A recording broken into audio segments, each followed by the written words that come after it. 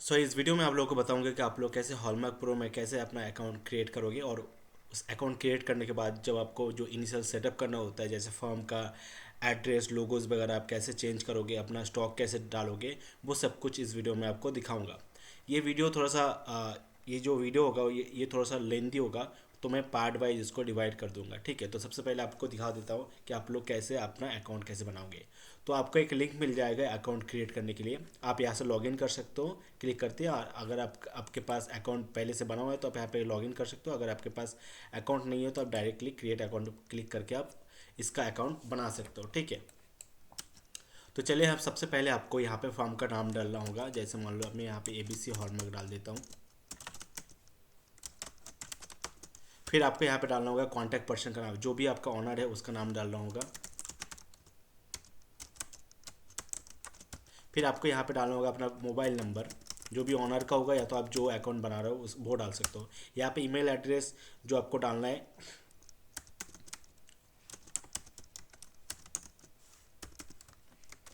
क्योंकि इस email ID को ध्यान से डालिएगा, क्योंकि जो ईमेल आईडी आपके पास आप एक्सेस कर रोज़ यूज़ कर रहे हो वही आप डालोगे। क्योंकि मान लीजिए कभी कभार अपने पासवर्ड आप भूल गए, तो इस ईमेल आईडी के ज़रिए आप लोग पासवर्ड को रीसेट कर सकते हो। ठीक है, तो यहाँ पे एड्रेस डाल दो आप।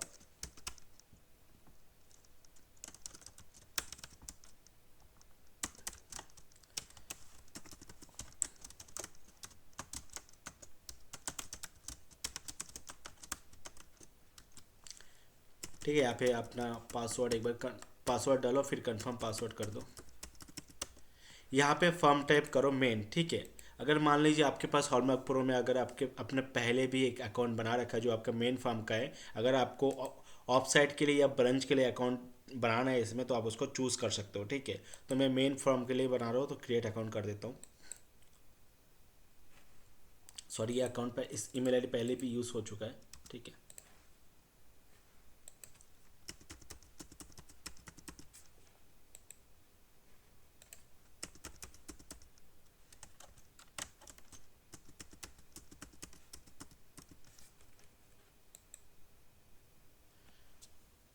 जैसे अकाउंट बन जाता है तो आपके पास एक ईमेल आ जाता है कि आपने अपना अकाउंट बना दिया, और उसमें आपका कंफर्मेशन कोड भी जाता है। ठीक है, तो सबसे पहले अकाउंट बनाने के बाद आपको कुछ फॉर्म का जो भी डिटेल्स है वो आपको अपडेट करना होगा। जहाँ पे एडिट पे जाएंगे, आप एडिट पे जाके आप कंपनी टैगलाइन जो है वो आप सेट कर सकते हो। जैसे recognise for gold hallmarking centre. ठीक है, BIS ऐसा आप डाल सकते हो, कुछ भी टैगलाइन जो भी आपका बिल के नाम पे आ जाएगा। कंपनी टाइप क्या है, पार्टनरशिप, पार्टनरशिप, LLP आप चूज़ कर सकते हो। Annual trial number, active final से भी आप चूज़ कर सकते हो। ठीक है, यहाँ पे अपना लोगो अपलोड करोगे आप।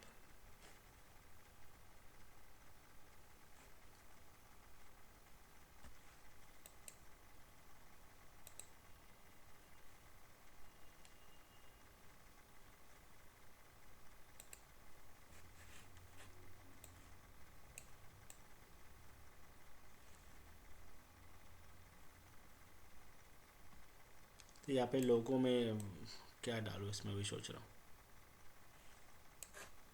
डेस्कटॉप पे कुछ लोगो भी नहीं है।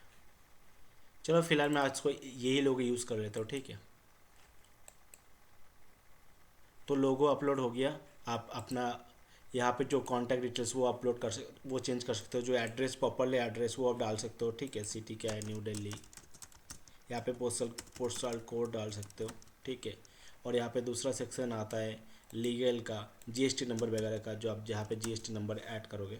आपको यहाँ पे टैब, ये जो है ना मेनू टैब, इस पर क्लिक करोगे तो एक एक का ऑप्शन आ जाएगा। ठीक है,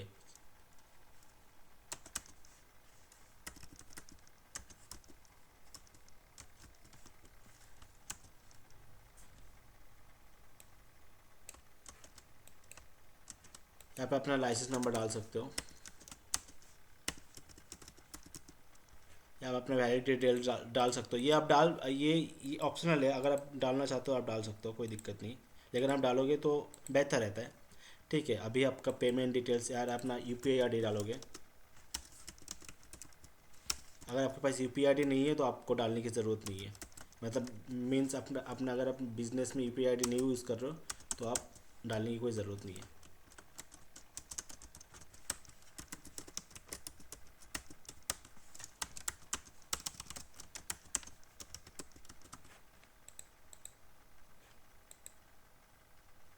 तो आपका फर्म का सब कुछ यहाँ पे सब कुछ सेट हो गया, ठीक है। यहाँ पे आप अगर अपना कुछ और भी यूज़र को ऐड कर सकते हो तो यहाँ पे आप डायरेक्टली ऐड कर सकते हो, ठीक है। अभी ऑटो यहाँ पे एम्प्लॉय सिलेक्ट नहीं है क्योंकि एम्प्लॉय अभी हमने क्रिएट किया नहीं, तो आप वो कैसे क्रिएट करोगे, एम्प्लॉय को कैसे अपलोड करोगे। आप डायरेक्टली यहाँ पे मैनेज एम्प्लॉय पे जाओगे, आप यहाँ से डायरेक्टली इंपोर्ट एक्सेल, आपका एक्सेल फॉर्मेट में अगर serial number, department, name of the employee, designation, qualification, ये कॉलम देकर अगर आपने डाटा भर रखा होगा तो आप ऑटोमेटिकली अपने जितने भी सारे एम्प्लॉय को उसको आप एग्जैक्टली इंपोर्ट कर सकते हो, ठीक है।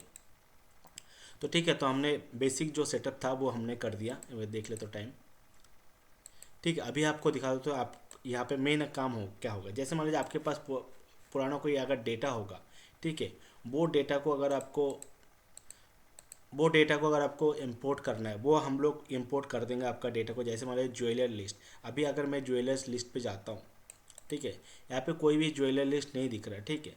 तो मान लीजिए यहाँ पे कोई ज्वेलर लिस्ट नहीं आ रहा है। जैसे मान लीजिए सपोज़ ये दूसरा फॉर्म का है, जैसे यहाँ पे ज्वेलर्स पे जाता हूँ तो यहाँ पे बहुत सारे ज्वेलर्स का लिस्ट दिखा रहा है, ठीक है। मान लीजिए अभी मेरे को इसी ज्वेलर्स का रिक्वेस्ट जनरेट करना है, ठीक है। जैसे मान लो किसी का भी डाल डाल देता हूँ, ठीक है।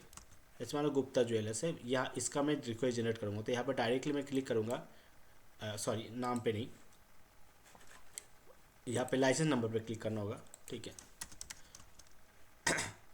यहाँ पे लाइसेंस नंबर दिख रहा है तो यहाँ पे मैं क्लिक करूँगा तो यहाँ पे डायरेक्टली ये क्या होगा, ये अपना अपना आपका जो R&D का पोर्टल है, अगर आप लॉगिन कर रखोगे, ठीक है,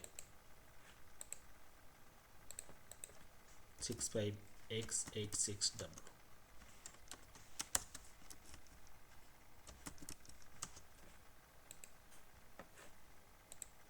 ठीक है। अगर मैं यहाँ पे लाइसेंस नंबर पे क्लिक करता हूँ तो डायरेक्टली आपका जो R&D है वो ओपन हो जाता है। जस्ट आपको यहाँ पे सिलेक्ट करना होता है स्टेट, और आपका लाइसेंस नंबर आपका ऑलरेडी कॉपी हो गया क्लिक करते हैं, ठीक है। आपको यहाँ पे मैनुअली आपको यहाँ पे डालने की ज़रूरत नहीं है, या तो आपका दूसरे सॉफ्टवेयर से जब कॉपी पेस्ट करते हो वो आपको इसी फ्यूचर से मिल जाएगा। डायरेक्टली क्या होता है, आपका पोर्टल में जाओगे, फिर आप क्रिएट रिक्वेस्ट पे क्लिक करोगे, तब जाके ये पेज ओपन होगा, तब जाकर कॉपी पेस्ट करोगे, ऐड आइटम करोगे, ठीक है। तो इससे क्या होगा, आपका ज्वेलर्स अगर इसमें ऐड रहेगा तो आप डायरेक्टली यहाँ से क्लिक करते हैं, आपका पोर्टल ओपन हो गया।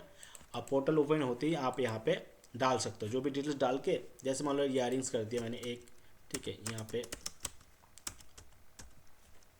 ठीक है, यहाँ पे रिक्वेस्ट का जनरेट कर देता हूँ मैं। तो रिक्वेस्ट जनरेट कर सबमिट टू HTTP कर दिया, आप रिक्वेस्ट को एक्सेप्ट कर लो,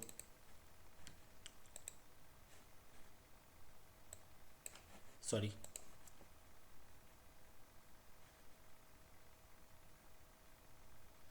ये इन्होंने बहुत कुछ चेंजेस कर दिया, अभी क्या चेंजेस किया वो देखना भी है मुझे, ठीक है। इसको एक्सेप्ट कर देता हूँ। ये जो एक्सेप्ट रिक्वेस्ट है ना, ये भी आप एक हमारा ऑटोमेशन ऐप है उसके ज़रिए आप कर सकते हो, ठीक है। जो भी आपका R&D में रिक्वेस्ट जनरेट रखेगा वो ऑटोमेटिकली रिक्वेस्ट एक्सेप्ट कर देगा, ठीक है। आपका जॉब कार्ड भी बना देगा। मैं यहाँ पे आपको वाउचर डाउनलोड करने की ज़रूरत है, वाउचर प्रिंट, ये जो वाउचर है इसी वाउचर को हम लोग यूज़ करेंगे बिल बनाने के लिए, ठीक है। क्योंकि मान लीजिए अभी मेरे पास टोटल आइटम, तो मान लीजिए अभी मेरे पास ये आइटम है, अगर मान लीजिए मेरे को बिल बनाना है तो मेरे को पहले ज्वेलर सेलेक्ट करना होगा, फिर ईयरिंग्स डालना होगा, फिर क्वांटिटी कितना है, वेट वगैरह सब कुछ यहाँ पे मैनुअली टाइप करना होगा, ठीक है।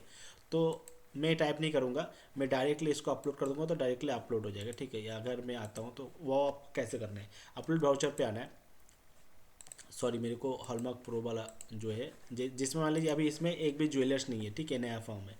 तो यहाँ पे अपलोड वाउचर पे जाता हूँ मैं, यहाँ पे, ठीक है, यहाँ पे मैं डाउनलोड में जाता हूँ तो यह भी हमने एक HTTP वाउचर डाउनलोड किया, एक्स्ट्रा डाटा कर दिया।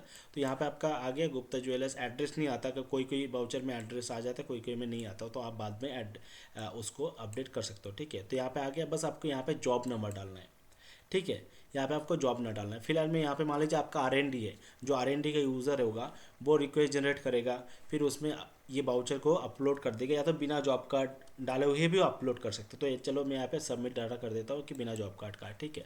तो यहाँ पे आ गया मेन रिक्वेस्ट पे, ठीक है, अनबिल, ठीक है, ये सब कुछ आपके मेन रिक्वेस्ट पे आ गया। अगर मैं ज्वेलर लिस्ट पे आता हूँ यहाँ पे, तो ऑटोमेटिकली यहाँ पे